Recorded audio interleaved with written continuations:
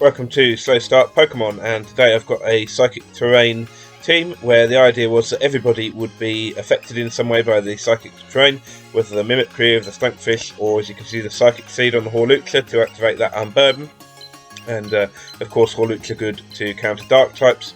And as I was doing it, I realised that probably the Lunana actually isn't grounded, so perhaps a slight cheat there on the team, but I thought it was quite a fun battle against a fairly strong team. So let's have a look at what happens. So I'm starting with the Orbeetle and the Tapu Lele, and the purpose of that obviously is to get that Psychic Terrain up. We've got the Terrain Extender, so it's going to last 8 turns, and that means the Orbeetle with Expanding Force is going to be hitting both, and the Tapu Lele can use the Dazzling Gleam to hit both as well. So really they've both got maxed out special attacks, so the idea is they're both going to just do huge amounts of damage to the opponent. And Urshifu, as you can see, doesn't take out the Orbeetle, and the Urshifu goes down in one hit for the Dazzling Gleam. As I say, they maxed out the special attack, and then the Orbeetle's got split defences, so quite a devastating first turn on both sides. As you can see, they've lost one, and Sylveon's probably going down next turn, and of course I've almost lost 2 of my team as well. But pretty good start, I think. And I like the Psychic Terrain really because it stops all of those sort of prankster shenanigans that can be, well, not all of them, but a lot of them can be irritating. So I'm thinking, well, let's just go for the same thing again here, see what we get. The Dazzling Gleam comes out, the Sylveon goes down, Rayquaza are really badly damaged there. And the Expanding Force, so as you can see they've taken out 4 of their team for no loss of my own, which is pretty good. But of course they've got the Mewtwo and the Zygarde left to come out. And I guess really the Orbeetle and Tapu Lele are probably the more powerful attacking choices here. So again, Dazzling Gleam, and well, why change it? It's been working. Expanding Force. I'm expected to lose at least one Pokemon this turn, and the Mewtwo outspeeds. Of course, that's the end of the Orbeetle.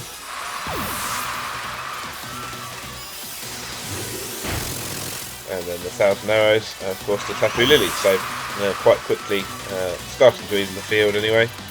So I'm thinking, okay, I want that Lunana to take out the Mewtwo there, and the Stunfisk is just again quite bulky. It's going to change its type to Psychic.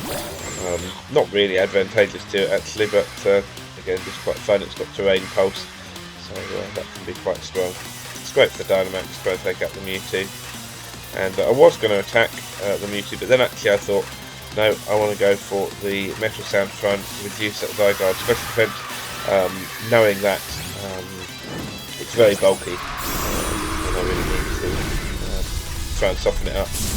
I really like the Lunana because of that ability. It means it's very rarely going to get knocked out in one hit, because of if it's a full health, it's got the shield. So again, the toughness of Stunfisk there with the EV training. That's not too bad. The fan confidence from Mewtwo is going to destroy him with shoes and boots and all sorts of things. And that defense drop is going to prove quite useful later on. So Zygarde's at -1 defense and -2 special defense.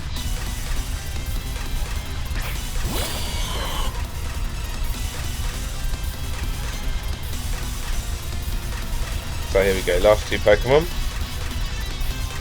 Just going to try and take out that Zygarde. I'm more worried about that than the Kyogre, but I think, well, let's soften up the Kyogre as well.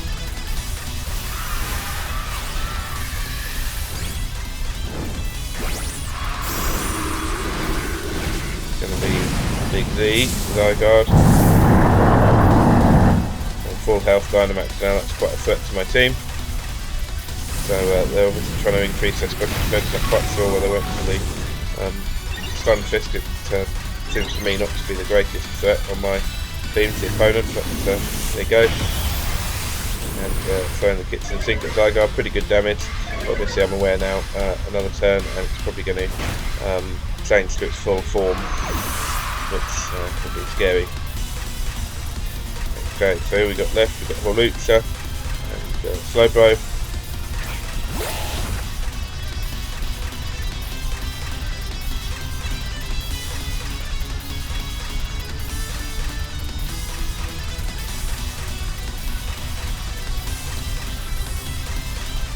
trying to soften up that Kyogre, and I think let's go for Yawn. So yes, they're going to get their full Dynamax, but then they're going to go to sleep.